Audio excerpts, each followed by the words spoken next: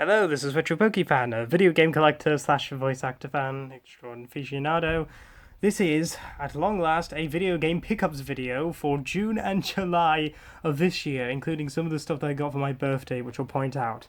This is, I think, the third or fourth time I've had to record this, because one, I accidentally forgot a game. Two, my mum was coming in, she was outside, and so I had to start the video.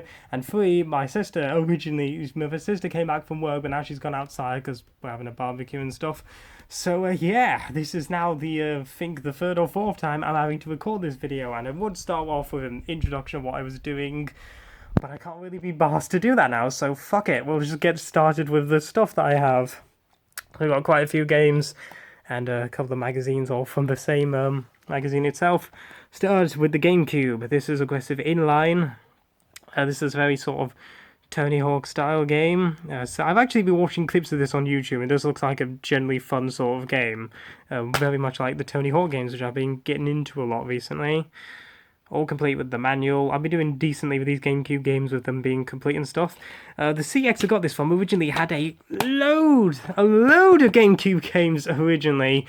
Sort of had a bunch of them all stacked up, but the next time I went in there, which is where I got that, pretty much all the GameCube games, nearly all of them were gone. So I'm guessing somebody bought a shitload of them, considering that GameCube games are not really that easy to come across these days. So yeah, I was actually really disappointed on that day and didn't really find much. In fact, I actually said I was planning on never really going there in the first place. I meant wish I had never gone there today or for stuff like that. So this is the other game we got, Taz Wanted for £6. It's a Looney Tunes game. It features Taz in it. You're destroying a bunch of things. What more could you possibly want from life? It comes with a sort of infograms thingy on there. Can't be asked to get it out. See, on that very day, the day I couldn't really find anything, I looked at the Wii section, and I very desperately just picked up a random title, which is Squeeball's Party for £1.50. I think I remember the DS version of this. I have it on a action sort of multi-car sort of thing. I have no idea if the Wii version is any good. This could be just a typical sort of minigame shovelware shit for all I know. But I don't know, there's the fact that it features the usual Wii remote to blow up, slice, smack, punch, ball, shoot, and skim the Squeeball. It just sounds like it could be interesting or even kind of funny. How long that funniness will last, though, I don't know, because the fact it's got 150 minigames isn't really a good sign. Could just be quantity over quality for all I know. But it's complete, it has the manual in it as well. Next up, I picked on that day, this was from July, by the way. That was from May. This is actually from May, so I'm actually cheating here because this is from the end of May. These are from July. So I also picked up Little Big Planet on the PSP for £2.50. This is the PSP release of this, which I previously actually had, but then got rid of it, and now I have it back in the collection again. Oh, it's the PSP Essentials version. I think I had the original one. It doesn't really matter to me.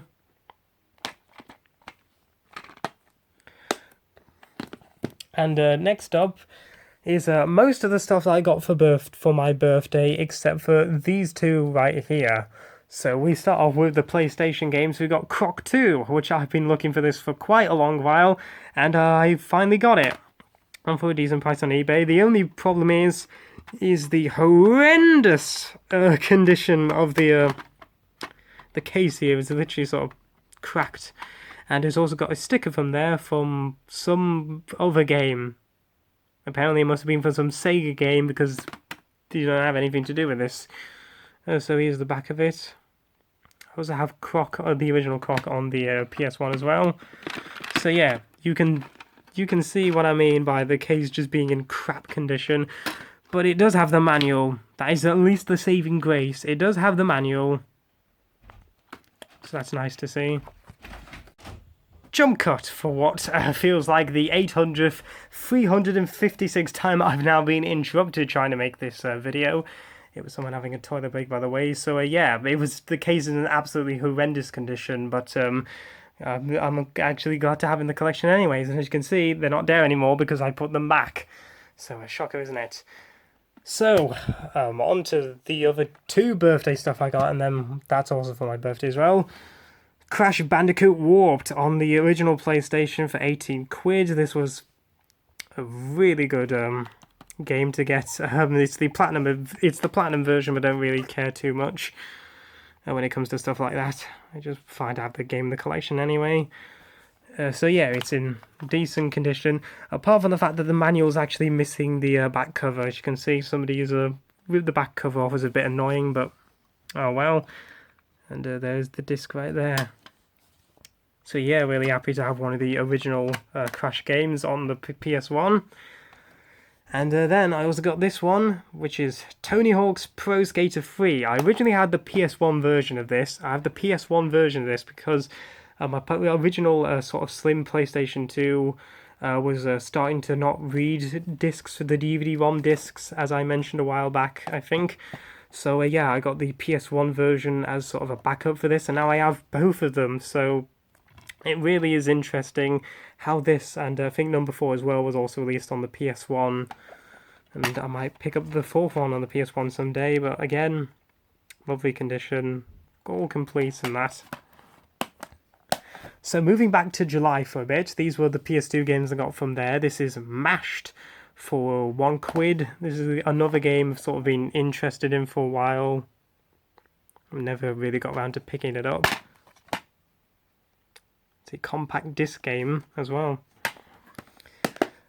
And we got Ty the Tasmanian Tiger for 3 quid. This is a game that I don't really see all that often in my area. I know that another game shop of mine, a local game shop, has the 3rd game, which was never released over here. I think it was only ever released in Australia and America. But yeah, I don't really see any of the Thai games that much in my area, so it was nice to come across this for a decent enough price. And then the more recent game for the PS4, Yakuza Like a Dragon. Interestingly enough, this is the Daiichi Steelbook edition, which for whatever reason, when I picked this up on eBay, this version, for whatever reason, was more cheaper than the regular box standard sort of edition. So that's the reason I picked this one up. Yeah, but I've never played any of the Yakuza games before, so considering that this game is meant to be sort of a new start for the franchise, this is actually sort of now an RPG game. I do like my RPGs. So yeah, I'm actually interested to see how this game will be like if I ever can get around to playing it. So that is all the games that I got, and more recently I will show you 4 magazines that I picked up, all of which are from the same magazine, as you can see, Planet PlayStation, or by this point it was called PlayStation Planet. Which is utterly bizarre because they really kept changing names around, because as you can see, it was originally Planet PlayStation, then for a bit they changed it to Planet, and then Planet PlayStation again before swapping the names around to PlayStation Planet. They could not make their mind up on what to call this magazine now, could they? But I managed to win 4 issues off of eBay for a decent enough price, and they're all in really nice condition as well. So this one is issue 28 with Ready to Rumble, around 2 on the cover, and a bunch of sort of different games, plus a free cheats poster and book. I think this is from 2000, and then the rest of these are from 2001, 2002. So on the back we have an advert for Bugs Bunny and Taz Time Busters on the PS1 and the PC. Issue 33 with an exclusive preview of Black and White on the PS1, and this is a game that ended up never coming out on the PS1, from what I believe. I think it was also meant to have been on, I think, the Dreamcast as well, but that never came out. So yeah, that's I guess was a Busted Cheat special, and a bunch of other stuff there. On the back, we got an advert for Sheep in the Big City on Cartoon Network. So yeah. Also catch our other new show, Home Movies, also on Cartoon Network. Boy, I wish they were still... Oh boy, I can't wait to see they're still airing on there. Here's a quick answer. They're not airing on there, like, at all. We got issue 40. This has Crash Bandicoot on the cover for the Wrath of Cortex, which, to be honest, I think is not very good at all. Looking back at the Crash games, you can sort of tell they were trying to basically do Warped all over again, but not really doing it as well, in my personal opinion. On the back is an advert for WWF SmackDown Just Bring It on the PlayStation 2. And lastly, issue 44 with E.T. on the cover, which apparently first shot of the PS2 version, which again, I don't think ever got released. I'm not entirely sure, but I know there's a PS1 E.T. game, but I'm not sure there's a PS2 version of it ever released, like I said, but there you go. And on the back is a interesting advert for Cubix on Cartoon Network, but this is for a Build-A-Bot competition, where you could see your bot in the next series, plus loads of great runner-up prizes, and this is also advertising the Cubix games that were coming out as well. So, yeah, that's a pretty interesting piece of history right there. So there we go, that is it. That is everything that I've got recently, and to be honest, I'm just going to end the video right here, so see you later.